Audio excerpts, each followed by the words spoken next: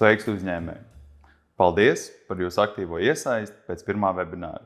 Priecājamies, ka informācija bijusi noderīga. Tāpēc, pēc jūsu pieprasījuma, atkārtojam webināru Tavs uzņēmums internetā no neredzamā līdz pamanāmam. Šodien tev būs iespēja uzzināt par mazo un vidējo uzņēmumu digitālo klātbūtni internetā. Kāda patiesībā ir uzņēmuma situācija internetu vidē, kāpēc ignorēt to ir bīstami un kā spērt pirmo soli, lai sakārtotu savu atrodamību. Kā arī iziesim cauri vairākiem reāliem piemēriem un apskatīsimies kopā bezmaksas testa rīku, lai katrs no jums varētu notestēt arī savu uzņēmumu. Šodienas webināru vadīs mums Laura, digitālā mārketinga eksperte un digitālās klātbūtnes vēstnese. Droši uzdodiet savus jautājumus komentāru sadaļā, moderātori ar jums sazināsies tiešraides laikā.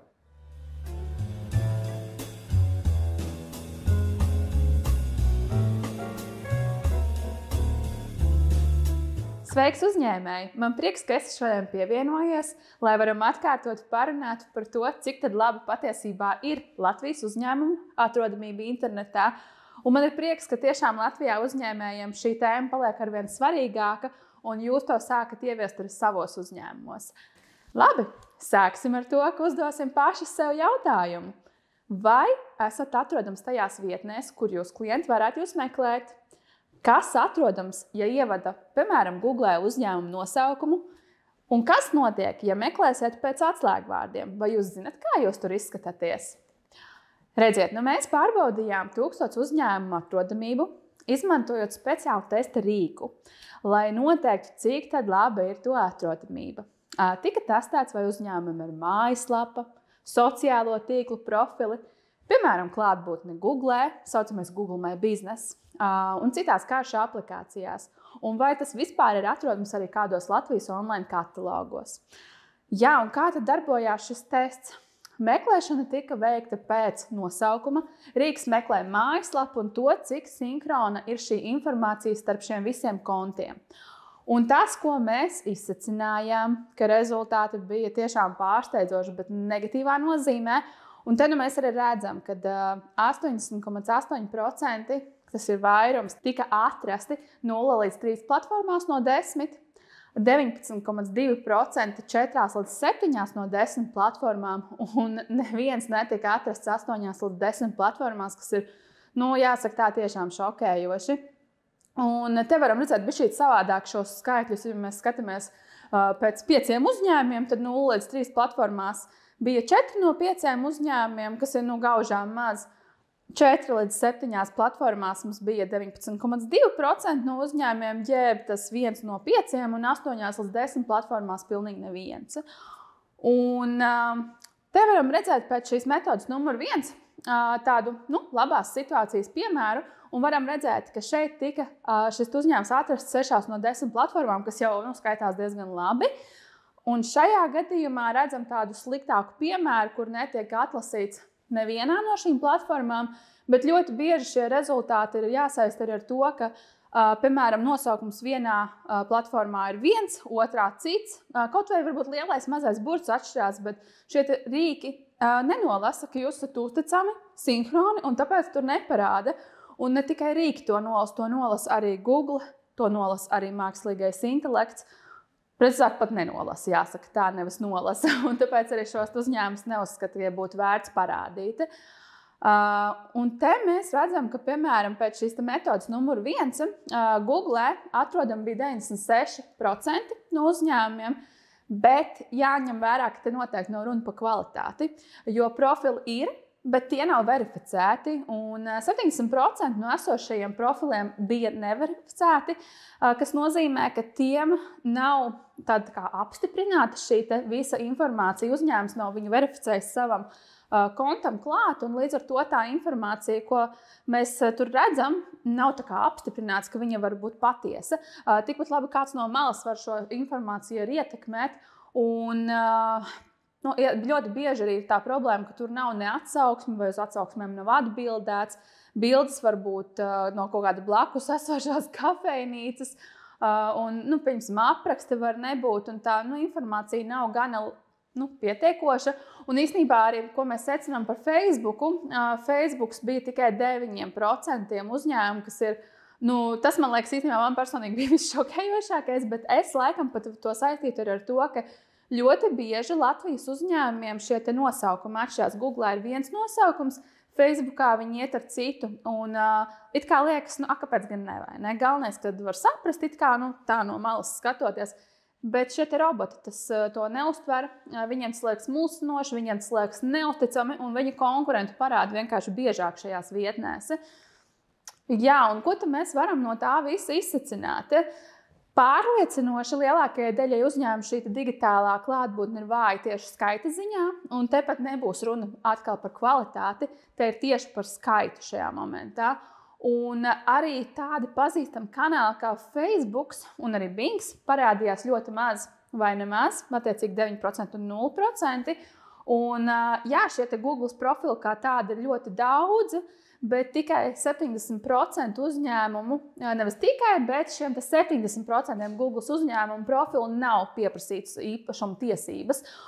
Tie ir automātiski bieži vien izveidot, Google robotiņš ir vienkārši automātiski izveidojis, un tas nozīmē, ka tur var būt arī nekorekta informācija.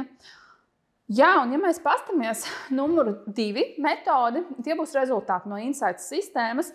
Šajā gadījumā mēs testējām atrodamību tieši 22 platformās, kurās bija iekšā arī Latvijas un starptautiskās platformas.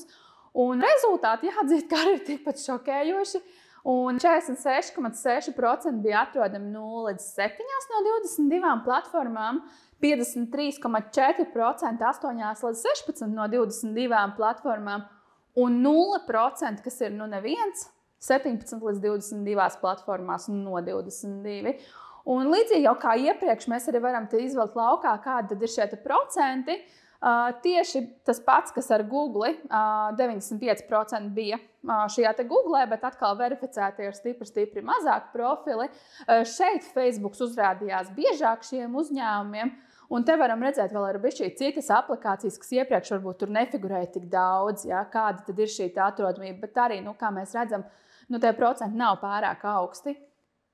Un te mēs varam redzēt tieši vairāk Latvijas platformas, kas ir arī mūsu mēdī. Piemēram, Zēle.lv jau ir Latvijā no 97. gada. Pieļauju, ka varbūt atceraties daži no bērnības, daži no jaunības dienām savulaik uz galdiem. Visur, kur gan gājām iekšā kādos infobirojos, ofisos, bija tādi katalogi pamatīgi ar zaļajām lapām. Redziet, tas ir tas bērns, ar ko viss sākās. Tagad tas viss ir pārgājis uz online. Uz šo internetu vidi, jo realitātē tas ir tas, kas strādā. Un jāņem vērā, ka arī esot šajos mēdījos, Google robotiņš nolasa, ka mēs esam platformā, kurā ir augsta reitinga, tās atpakaļsaites un domēnu vērtība šiem portāliem ir ļoti liela. Un tas vienkārši ļoti labi nostrādā uz šiem te Google robotiņiem, ka viņi saprot, ka šīs ir uzticamākas saites un tās biežāk atspoguļo arī Google organiskajā meklēšanā. Jā, un redzot arī to numuru 2 metodi, tas ir tas, kā izskatījās šis tests. Un te mēs varam redzēt tādu apmierinošas vai labas situācijas piemēru. Zaļā gaismiņa ir iedegusies bišķīt vairāk nekā sarkanā. Un savukārt šeit jau mēs redzam tādu sliktāku piemēru, patiesībā ļoti sliktu, kur zaļā gaismiņa ir tikai vienā vietā. Un, mēs varam secināt, ka tiešām šī atrodamība internetu vidē ir bijusi ļoti, ļoti vāja. Un, ja mēs paskatāmies uz tādiem publiski pieejamiem pētījumiem, tad mēs varam redzēt to, ka 54,1% uzņēmumu ir profils kādā no sociālajiem tīkliem, piemēram, Facebookā, LinkedInā. 24,6% uzņēmumu viņi izmanto multimediju satura koplietošanas vietnes, kā piemēram Instagram, YouTube. Un 13,8% uzņēmumu lieto blogus vai mikroblogošanas vietnes, tādas kā X, WordPress un citus. Un, ja pastamies arī vēl uz citiem publiskajiem pētījumiem, tad tas, kas man liekas interesanti, kas arī bišķīt parāda to Latvijas situāciju, ir tas, ka e-komercijas apgrozījums veido tikai 12%, un tas ir viens no zemākajiem Eiropas Savienībā. Un tas arī norāda to, ka tā tiešsaistes klātbūtne, tā digitālā klātbūtne Latvijas uzņēmumiem nav sakārtota. Un tas noteikti ir iemesls, kāpēc tieši Latvijā ir šie LIA projekti, kas palīdz attīstīt mūsu uzņēmumiem šo internetu vidi. Un es noteikti jums iesaku izmantot šīs iespējas, jo valsts tādu mums dod. Izmantojiet un dariet vienkārši. Jā. Un ko mēs varam secināt? Tātad mūsu veiktie un publiski pieejamie pētījumi norāda, ka uzņēmumu digitālā klātbūtne Latvijā nav sakārtota, diemžēl. Un vismaz pusē no uzņēmumu nav pienācīgi pārstāvēt populārākie digitālie kanāli, šīs platformas. Un nemaz nerunājot tur par kvalitāti, satura daudzumu vai atsauksmu kvalitāti. Ja? Un tas, ko mēs vēl arī sapratām, ka jo mazāks bija uzņēmums, jo arī mazāk platforma bija šajā skaita ziņā. Un jā, bet kas par to? Kāpēc man vispār ir jābūt visur? Redziet, cilvēki ir ļoti atšķirīgi, un katrs meklē savādākos veidos. Ja es meklēju biežāk informāciju Google, tas nenozīmē, ka mans vīrs dara tieši tāpat, vai bērns vai omīte, katrs to dara savādāk. Jaunā paudze ļoti bieži izmanto ChatGPT, Gemini, visus šos mākslīgā intelekta rīkus. Un patiesībā statistika rāda ne tikai, ka jaunā paudze to dara. Katrs izmanto savu tīklu, un ja kāds no šiem tīkliem nebūs pārstāvēts, tad tieši tajā brīdī, kad kāds meklēs un mani tur neatradīs, viņš izvēlēsies konkurentu. Un tāpēc ir vērts par to aizdomāties un būt tiešām, kā saka, visur, kur vien varat iedomāties, bet ar komentāru, nevis tikai ar ķeksīšu pēc profilu, bet arī ar aktīvu saturu, lai ieejot liekas, ka mēs tur esam dzīvi, mēs esam, un tā, lai mums pašiem gribētos to informāciju izvēlēties. Un te ir arī interesants tāds tā kā tīkls. Te ir parādīta tāda meklēšanas ekosistēma. Un tas ir labs piemērs tam, kā izplatās informācija vispār internetu vidē. Jo, piemēram, es ielieku vienā portālā kaut kādu informāciju, cits portāls to informāciju iesūdz atkal jau tālāk, dalās atkal ar nākamo portālu. Un, zini, tas ir līdzīgi kā baumas dzīvē. Viens pastāst un dod tālāk šo informāciju un atliek īstenībā vienā vietā būt nepareizai informācijai, ka tā aizceļ uz citām platformām un atkal ir nepareiza. Tāpēc ir ļoti svarīgi ideālā gadījumā sinhroni sakārtot šo informāciju, lai maksimāli daudz vietās šī informācija būtu pareiza. Jo jebkurš meklēšanas robotiņš, vienalga, vai tas ir Google vai cita kāda meklēšanas platforma, viņi skatās uz šo satura sinhronumu, vai viņš atbilst vienā, otrā, trešajā vietnē. Un tiem, kuriem plašākā vietņu skaitā šis saturs ir sakritīgs, tos uzskata par uzticamākiem un vienkārši biežāk parāda šajās platformās, tā skaitā arī mākslīgajā intelektā meklējot. Un te, ja mēs paskatāmies tā bišķīt par skaitļiem, te var redzēt, cik daudz vispār Latvijā tieši vidēji dienā apmeklē kādu platformu. Kopumā vispār internetu kā tādu apmeklē 1,54 miljoni, bet te ir tieši unikālie lietotāji. To gan ņemiet vērā. Ja tas nav tā, ka vienu reizi dienā ieeja 5, nevis vienreiz dienā, bet 5 reizes vienā dienā ieeja Facebookā vai, nezinu, tur 2 reizes TikTokā. Te ir tieši viens cilvēks, ko viņš dara dienas laikā. Attiecīgi, tātad 1,54 miljoni izmanto internetu kā tādu. Google 1,3 miljoni, bet īstenībā, kas man liekas tas interesantākais, ka ja agrāk likās, ka Instagrams bija tā vietne, kurā tiešām bija tik daudzi, vai ne, tad tagad TikToks ir šo ciparu pārkāpis, viņš ir pārspējis, un TikToks arī ir viena no straujāk augošajām platformām, un kā redzam, jā, Instagrams jau ir palicis mazāks bumbiņas lielumā, un TikToks ir biežāk apmeklēts. Tāpēc arī uzņēmēji leciet tajā vilcienā iekšā un nesiet arī TikTokā, jo tie, kas jau bija pirms laika tur iekšā, viņi jau ir ļoti izauguši sekotāju skaitā, bet noteikti nav pa vēlu arī sākt tur radīt saturu, tieši video saturu. Un jā, redziet, par tām platformām, kur tad vispār meklē, bieži vien neiedomājamākās vietās. Un tas, ka es meklēju šajā mākslīgajā intelektā, nenozīmē, ka kāds cits šo pašu informāciju nemeklē LinkedInā. Un ja es tur nebūšu, tad tas cilvēks izvēlēsies kaut ko citu, konkurentu, kas tur būs. Un jā, TikToks arī, piemēram, nav vairs tikai jauniešu platforma, kur skatās ārzemju izklaides video. To izmanto arī dažādi nozaru uzņēmumi, lai reklamētu sevi, savu uzņēmumu. Ja. Un tieši par mākslīgo intelektu ļoti interesanti, kā tas tiek izmantots. Jo liekas, ka mākslīgo intelektu vai tu vari ietekmēt. Visi saka, ka nevar. Ne visi, bet lielākā daļa saka, ka nevar. Jā, tiešā veidā nevar ietekmēt, pilnīgi piekrītu. Bet netiešā veidā gan var. Jo kurienes tad mākslīgais intelekts iesūta šo informāciju? Viņš skatās visā internetu vidē, kas par mani ir rakstīts. Un tad, kad meklē šo informāciju, viņš izvēlēsies to, kurš ir uzticamāks, biežāk pārstāvēts. Jo, piemēram, arī, ja man Google profilā ir tikai, ka es esmu,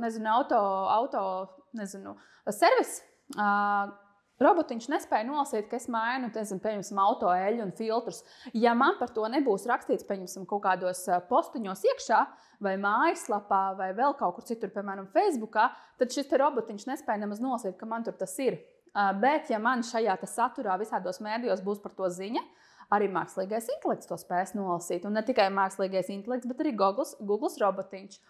Un te parādīsies biežāk tie, kuriem būs aktīvs saturs. Tāpat tās arī Veiss.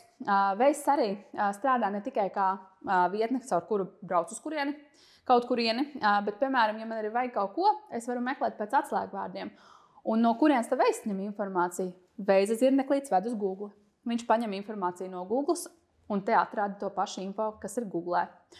Un, ja mēs runājam arī par LinkedIn, tad LinkedIn jau vairs nav pazīstams tikai kā platforma, kurā meklē darbiniekus. Tur var meklēt arī sadarbības partnerus. Un, ja mans uzņēmums tur neizskatās pārliecinoši, es varu pazaudēt savu potenciāli labu darbinieku kandidātu. Un, kā mēs zinām, darbiniekus galīgi nav viegli atrast, vai ne? Un LinkedIn principā ir kā vizītkarte, kuru apskata potenciālie darbinieki vai sadarbības partneri.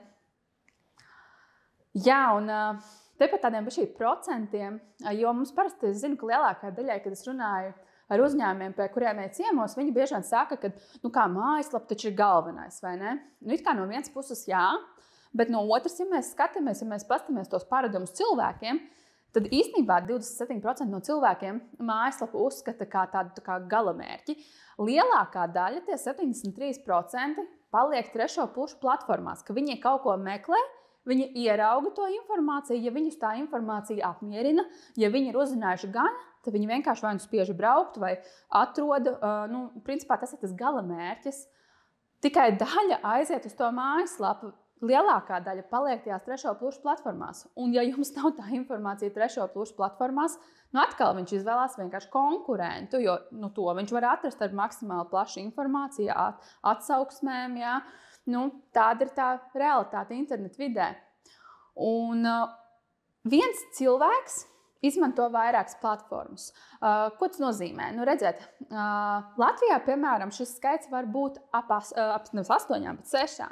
Un vidēji viens cilvēks globāli lieto apmēram 6,8 sociālo mēdīju platformas. Un pievienojot nesociālos mēdījus, piemēram, Google vai Veisu, tas kopējais skaits pieaug. Tāpēc ir svarīgi būt dažādās platformās. Jā, redziet, kāds tad ir tas pircēju ceļojums internetā, jo katrs, kā jau es teicu, meklē ļoti atšķirīgas lietas. Un mums patiesībā nesen ar vīru vajadzēja jaunu dīvānu. Iepriekšējais kaut kā ļoti ātri nokalpoja. Un, ko mēs darījām? Vīrs pajautāja vairākiem draugiem, kur viņi ir pirkuši, kur bija redzējuši, ka ir forši dīvāni. Viņam tā tad ieteica kaut kādas vairākas vietas. Un gan viņš, gan es, katrs savā telefonā skatījāmies šos ieteikumus. Un arī interesanti tas, ka, piemēram, viņš uzreiz skatījās TikToku, lai varbūt redzētu kaut kādus video, kādu tur viņiem ir uz vietas šie dīvāni.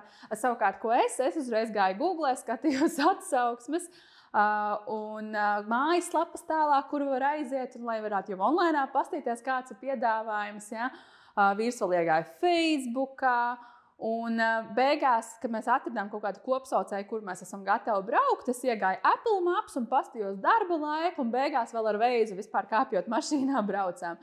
Un tad jau tālāk tas vairs nav svarīgi, ko nopirkām vai nenopirkām. Bet idejas, ka tā doma ir tāda, ka katrs tiešām meklē tik dažādos veidos. Un tas, ka man liekas ērti googlēt, tas nenozīmē, ka manam kaimiņam vai vīram patīk meklēt tieši tāpat kā man. Un ja kāda no šīm vidēm nav noklāta kvalitatīva ar saturu, pat pēc ieteikuma mēs varam zaudēt to klientu, jo vienkārši viņš tur neatradīs informāciju. Tāpēc jā, ir ļoti svarīgi būt visur un ne tikai ķeksīšu pēc, bet tiešām arī ar saturu un saturu vismaz ik pa 2 nedēļām. Tā kā jā, un arī ir tāda pētījuma, ko sauc par tādu 7 reižu likumu, ka klientam jāredz tas zīmols vismaz 7 reizes, lai tas vispār iekristu prātā un veidotos tāda nopietna interese, vai tiktu pieņemts pirkuma lēmums. Un arī īstenībā tas ļoti sasaistās arī ar Facebook reklāmām vai jebkurām vizuālajām reklāmām, kad reti jau, kad pietiek ar pirmo reizi, kad es ieraugu šo reklāmu. Bieži vien viņi ieraugu 1, 2, 3, 4 reizi. Un iespējams, varbūt pat tajā brīdī es saprotu, ka man to dīvainu vajag, bet varbūt es vēl krāju dīvainam vai vēl neesmu pieņēmusi lēmumu. Un tajā brīdī jau, kad es meklēju Google, es meklēju pēc vienkārši atslēgu vārdu, piemēram, izvēlkamais dīvāns, un es biežāk izvēlēšos to, kur es vienkārši visticamāk būšu kaut kur redzējusi. Un tajā brīdī jau, kad es veikšu to izvēli, es jau vairs neatceros, vai man ieteica draugs, vai es redzēju Facebookā, vai es redzēju kaut kādu baneru. Nostrādās tas, ka vienkārši es biežāk šo konkrētos visticamāk zīmolu vai logo būšu kaut kur ieraudzījusi.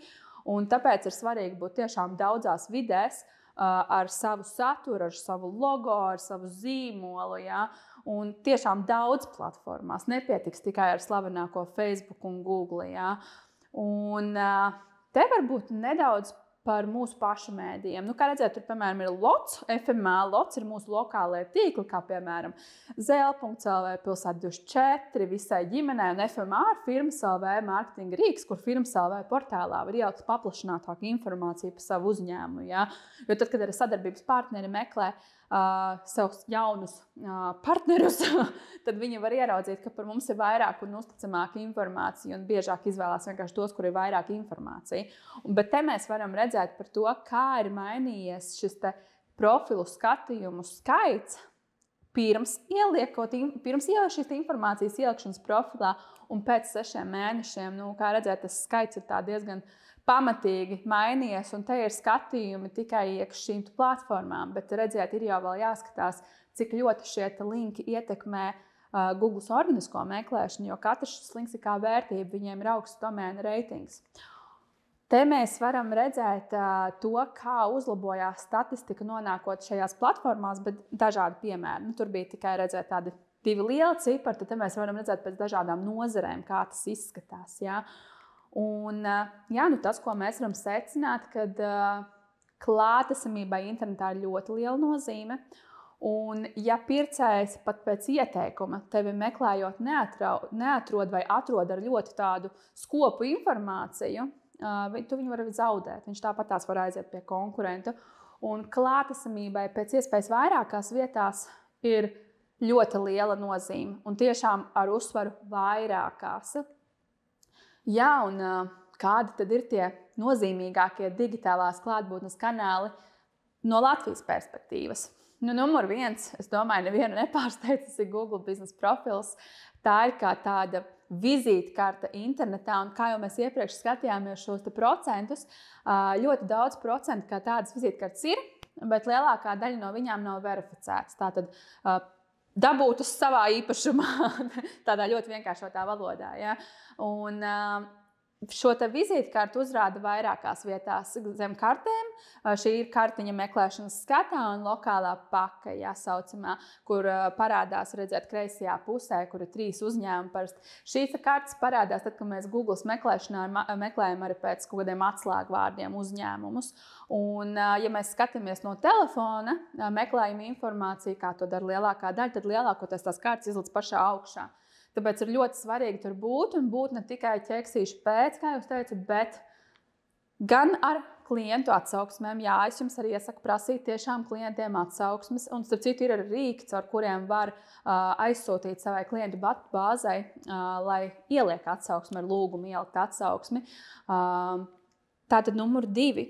Atbildēt uz šīm atsauksmēm, jo to arī vērtē gan klienti, gan arī šie robotiņi. Jauni attēli. Tas viss ir tas, kas ir svarīgs šajā Google vizītkartē, un nenoliedzami arī saturs, jo es zinu, ka liela daļa Latvijā uzņēmēji nemaz nezina to, ka zem šīm vizītkartēm tieši tāpat kā Facebookā, LinkedInā, Instagramā var likt postus. Un posti patiesībā ir tāds gandrīz vienīgais veids, kā šai Google vizītkartei likt saprast, ka man ir konkrēti pakalpojumi. Jo Google vizītkartē ir nosaukums, nozare, bet kā tad mēs varam robotiņiem likt saprast, ka mēs, pieņemsim, esam, nezinu, kā jūs teicat, piemēram, iepriekš autosalons, ja? Nevis salons, bet autoservis, autoservis, bet es piedāvāju patiesībā ļoti daudz dažādus pakalpojumus, arī kā izrādās autotīrīšana, piemēram, nezinu, tur eļļas nomaiņa vai tur, nezinu, kaut kāds motora remonts vai kaut kas vēl specifiskāks. Šie te robotiņi spēja nolasīt tikai tad, ja mums šajā te saturā būs figurējuši šie te atslēgvārdi.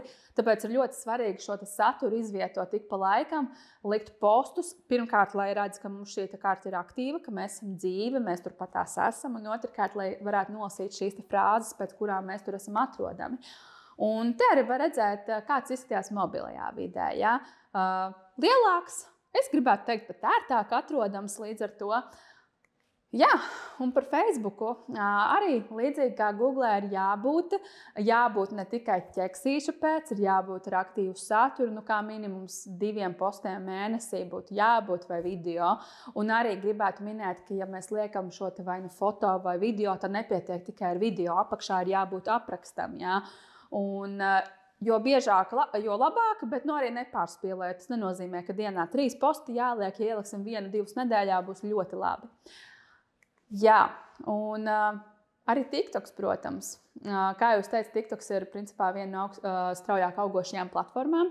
Vēl joprojām aug šis gan sekotāju skaits, gan skatītāju. Un īstenībā ļoti interesanti tas, ka kā TikTokā ir iespējams ielikt gan postus, gan viņus tā kā būstot to vienu postu, gan arī likt reklāmas. Bet interesanti tas, ka Latvijas tirgu, tas ir īstenībā lieta, ar ko mēs paši kā uzņēmums lepojamies, ka TikToks bija nolēmis, ka Baltijas tirgu šīs reklāmas varēs likt tikai pāris aģentūras, kas to dara.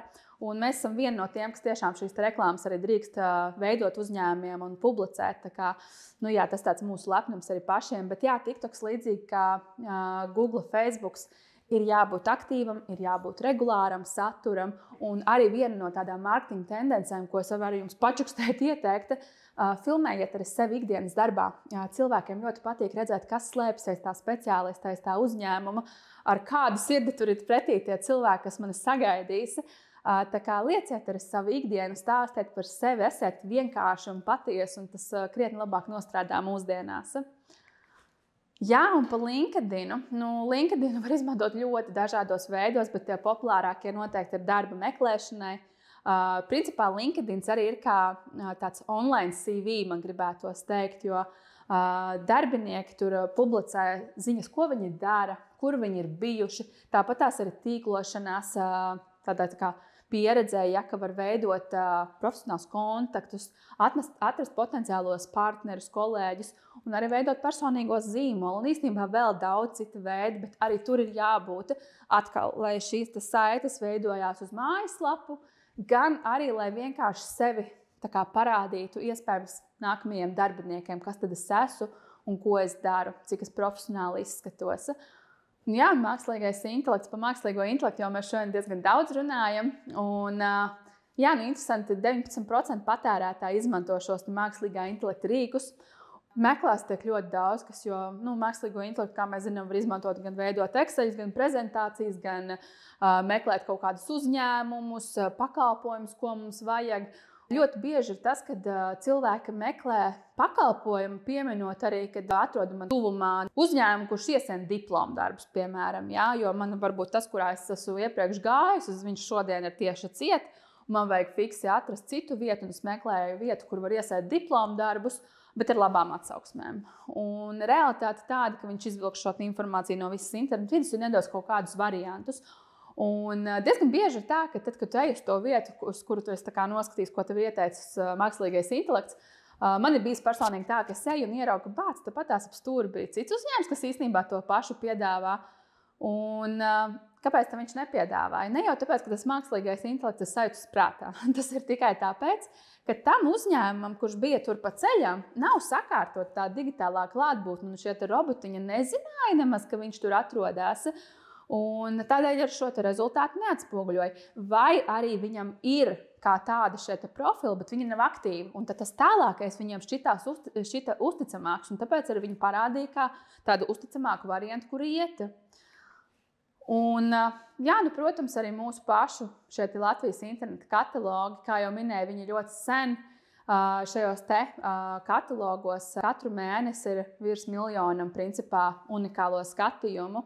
Tātad tie ir klienti, kas meklē jau konkrētos katalogos jau informāciju gan pēc atslēgvārdiem, gan pēc šiem zīmoliem. Jā. Savukārt, kā tas ietekmē Google?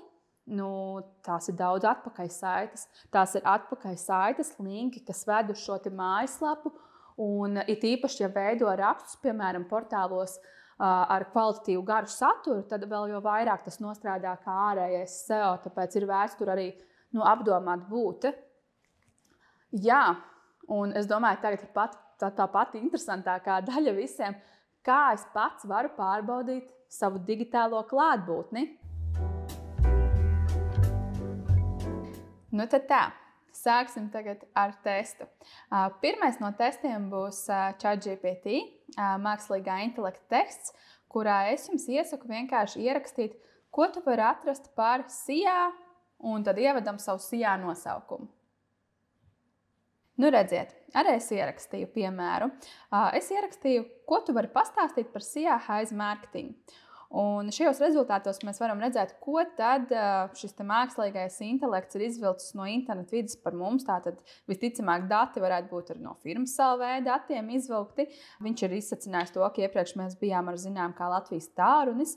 Un te jau ir sarakstījis noteikti no interneta resursiem, ko tad mēs darām, ko piedāvājam. Un te jau mēs redzam, ka viņi ir ņēmuši no infolapām šo tekstu. Tā kā redzēt, tas ir tas, ko par mums atrada, bet ja mēs jautāsim vēl dziļāk jautājumus, tad viņš parādīs vēl un vēl vairāk šo informāciju. Tad tagad būs otrs tests, kurus sauc par SyncMe jeb Yext testu. Tūdaļ arī jums čatā moderators pievienos linku uz šo SyncMe mājaslapu, un tūdaļ arī parādīšu, kurā vietā šo testu var veikt.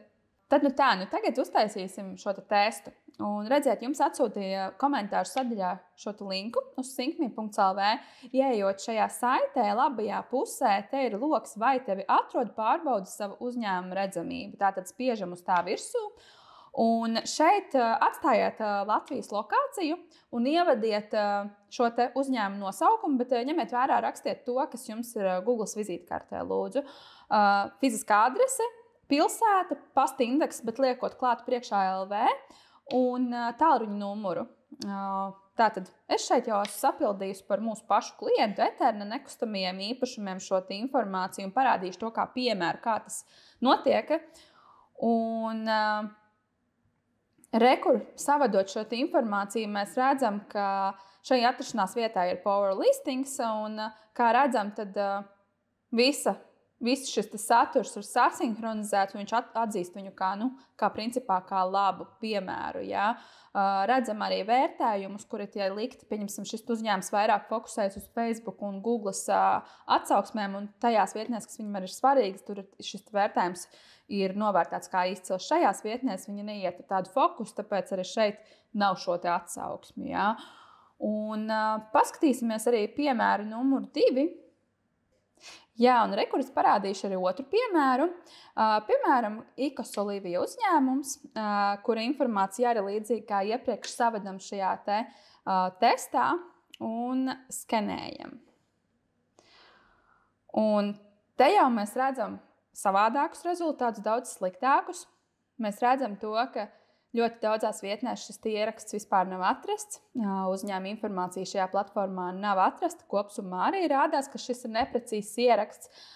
Google un citās dažās vietnēs rādās, ka kā tāds konts ir, bet redziet, nosaukums atšķirās, jo, piemēram, šeit ir Ikos Olivija, šeit ir Olivija restorāns. Un, tas nozīmē, ka tur var būt vairāki iemesli, kāpēc viņš viņu nenolasa. Parāda savādāk. Viens variants varētu būt, kad uzņēmums pats ir ielicis katrā vietnē savu nosaukumu. Otrs variants ir, kāds no malas ir ieteicis, piemēram, Google vizītkartē mainīt nosaukumu, un īpašnieks nav norēģējis un samainījis atpakaļ. Vai ar trešo pušu robotiņi ir uzdarbojušies. Arī tā mēdz gadīties. Un interesanti ir tas, ka arī, piemēram, Facebookā, ja jūs paskatīsieties, jūs atradīsiet Facebook profilu, bet tas arī visticamāk ir uz citu nosaukumu. Un, iespējams, telefona numurs neatbilst, un arī Google robotiņš un arī mākslīgā intelekta robotiņš nenolasa, ka šie rezultāti ir vienoti. Jā, un redziet, ja jums nav šis Google My Business profils, tad īsti šo testu jūs arī nevarat veikt. Un arī, ja pēc šī testa veikšanas jums radās kādi jautājumi, kaut kas nesaprotams, vai gluži vienkārši sapratāt, ka jūs gribat šo sakārtot, droši patās Syncme vietnē, uzspiežot uz Lauras, jūs varat droši uzrakstīt, pajautāt kādu jautājumu man WhatsApp vietnē, un es jums noteikti palīdzēšu. Tagad pēc testa veikšanas apkoposim, ko mēs šodien esam izrunājuši. Tātad mēs izrunājām to, cik laba vispār ir Latvijas uzņēmuma atrodamība internetā, un uzdevām paši sev šos jautājumus, cik tad labi mēs esam atrodami, pēc kādiem atslēgvārdiem. Kāpēc ir vispār svarīgi būt internetā tieši tik daudz vietās? Un kādi ir Latvijas populārākie un svarīgākie digitālie kanāli, kā tie tiek izmantoti? Un paši varējām pārbaudīt, kāda tad ir tā mūsu digitālā klātbūtne, cik labi mūs var atrast, cik daudz platformās un cik sinhroni. Un citai reizei mēs noteikti atstāsim tādas tēmas kā mākslīgais intelekts, kā strādāt ar saturu, tēlu, reputāciju, kad jau esam šajos vairākos kanālos.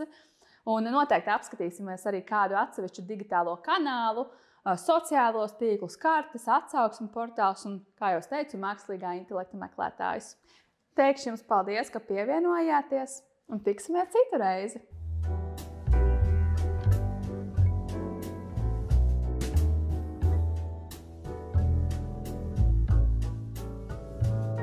Paldies, ka noklausījāties webināru.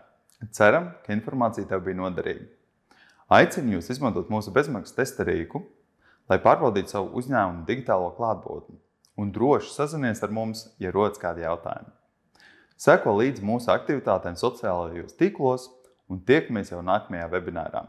Mēs gatavojam kaut ko ļoti interesantu un noderīgu. Paldies!